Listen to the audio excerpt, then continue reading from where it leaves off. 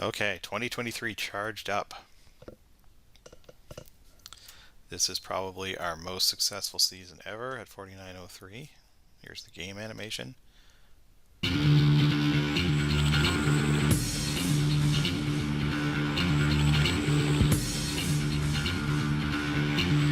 Welcome to the 2023 First Robotics Competition game, Charged Up, presented by Haas. Two alliances of 3 teams each compete to score cubes and cones into their grid to charge up their community. The alliances earn additional points if their robots are docked to or engaged with their charge station. Robots start each match in their community and may be preloaded with either 1 cube or 1 cone. Each alliance may choose where to stage 4 additional game pieces.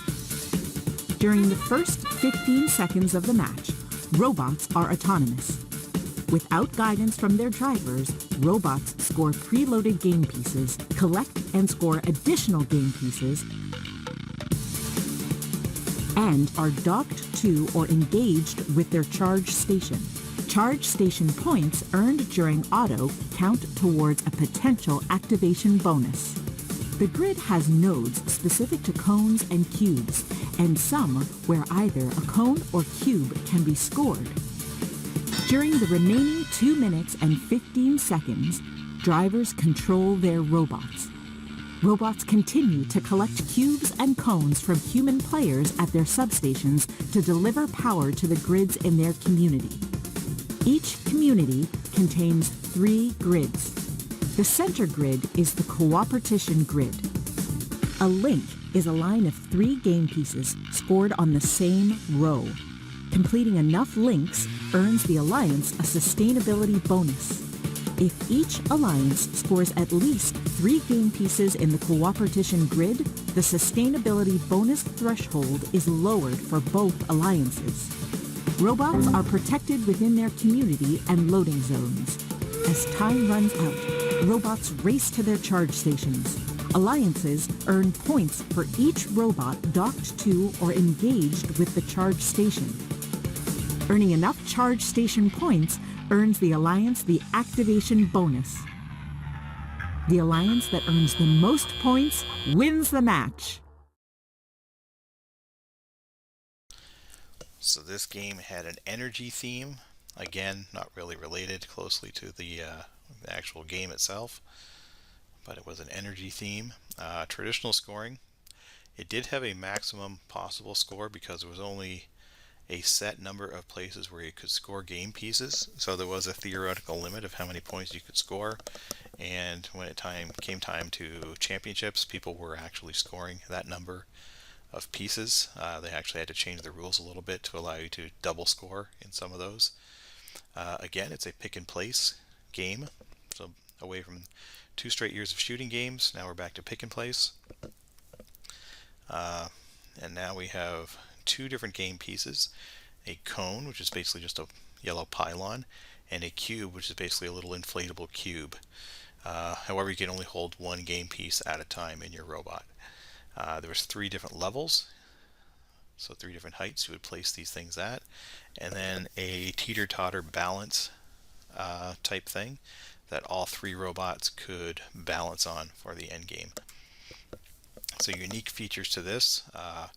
At this point in history, Swerve was becoming very common. We had Swerve this year. That was our first year doing Swerve. It's the first use of April tags for vision as well, which have now become the norm for vision guidance. This game was extremely fast with lots of high-speed collisions. We'll watch a match here where you can see the speed of this game. It's a wide open field, robots traveling extremely fast. The end game was actually very easy. You didn't even need a separate mechanism for end game because you're basically just driving up a ramp and balancing. So really there was no challenge to end game. And that balance was both end game and was also part of auto as well. So that was a little bit more challenging trying to balance in auto, but again, not really very difficult. That was one of our things that we did in auto, was doing the balance in auto. So we're going to watch this match here, You can see Mrs. Chappis there. That's our robot there. This is from the playoffs at provincials. We actually got to the finals on our field at provincials. So this is our robot here. We're in alliance with 1325 and 3739 Oakbotics. Ironically, these are two teams that have helped us out with equipment donations this year. So some of the equipment that we might be using on our robot might be parts from these two robots here, which would be kind of funny. But watch how fast this match goes. Alright, so we start off, everybody places a piece. We are going to do the balance because that's our role in the middle. 1325 is going to go out and grab one extra piece, two extra pieces, and come back and place it. And now it is just free for all, wide open. Go as fast as you possibly can. We're playing against Makeshift and Beaverworks. Beaverworks actually won the World Championships that year. They were on an alliance that won World Champions. But this is fast, fast, fast. Just robots flying back and forth across the field, going as fast as they possibly can.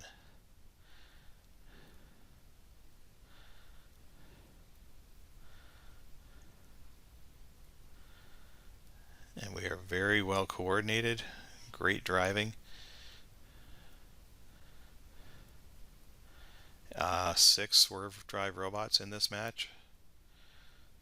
So you look at the match we just showed from the year before, where it was 6 tank drive robots. Now we have 6 swerve drive robots. There's Lenore over here as our human player. So she's feeding in. She's setting up the parts to be placed. So they go on this little ledge over here. So we have lights on our robot that tells us what type of part, whether we want a cube or a cone, up next. And then Lenore sets up the part that we want.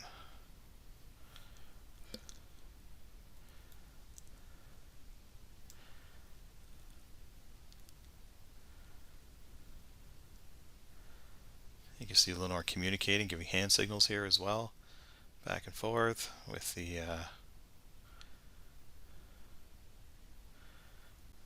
drivers, making sure to get the right parts. And she also tells them, she gives hand signals to say, yep, come in a little bit more, you've got your part, go, go, go. Now we got 19 seconds left. Oakbotics is up on the ramp. We are up on our ramp. And we're going to try to get all 3 robots up there and balanced. And they come up and balance. And we are balanced, they are not. We get extra points, they don't. We end up winning this match, go on to the finals.